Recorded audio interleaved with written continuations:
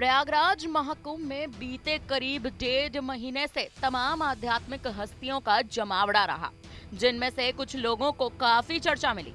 लेकिन कई ऐसे लोग भी हैं जिन्होंने सनातन धर्म को पूरी आस्था और गरिमा के साथ अपनाया है, लेकिन वे चर्चाओं से परे ही अपनी साधना में रहे।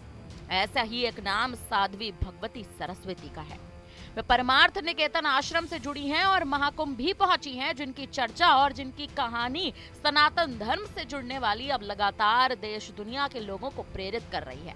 उनकी कहानी सनातन धर्म को मानने वालों को प्रेरित करती है, तो वहीं दुनिया को भी संदेश देती है कि कैसे भारतीय जीवन शैली शांति, संतुलन और सादगी का प्रतीक है। यही कारण है कि दुनिया भर के लोग सनातन को समझना चाहते हैं और उसके मूल्यों को अपनाना चाहते हैं। उनकी कहानी भी दिलचस्प है। अमेरिका में पैदा हुई साध्वी भगवती सरस्वती का ताल्लुक यहूदी परिवार से था। स्टैनफोर्ड यूनिवर्सिटी से ग्रेजुएट करने वाली साध्वी सरस्वती 1996 में भारत आ गई और फिर यहीं की होकर रह गई। उन्होंने अपनी पुस्तक हॉलीवुड टू हिमालयाज में बताया है कि कैसे उन्हें बचपन में यौन उत्पीड़न का सामना करना पड़ा था और खाने तक की व्यवस्था उनकी बेहद खराब थी। उनकी शादी भी हो गई थी, लेकिन वह पति से तलाक लेकर आध्यात्म और सत्य की खोज में भारत आ चली। अब वे हिंदू जीवन पद्धति को अपना चुकी हैं। उन्होंने स्वामी चिदानंद सरस्वती से दीक्षा ली है और फिलहाल परमार्थ निकेतन आश्रम की सदस्य बनकर रह रही हैं।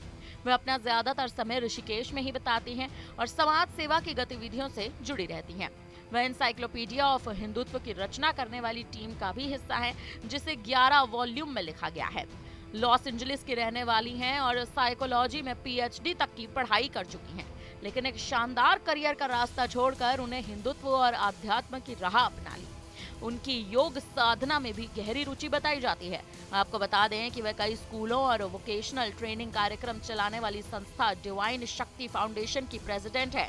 परमार्थ निकेतन आश्रम के साथ जुड़े होने के साथ ही वह कई अंतर्राष्ट्रीय संस्थाओं का भी हिस्सा है। उन्होंने वर्ल्ड बैंक और संयुक्त राष्ट्र संघ के भी कई अभियानों में अपनी भागीदारी निभाई है और अब उन्हीं की कहानी देश भर के लोगों को, तमाम देश भर के लोगों को लगातार प्रेरित कर रही है।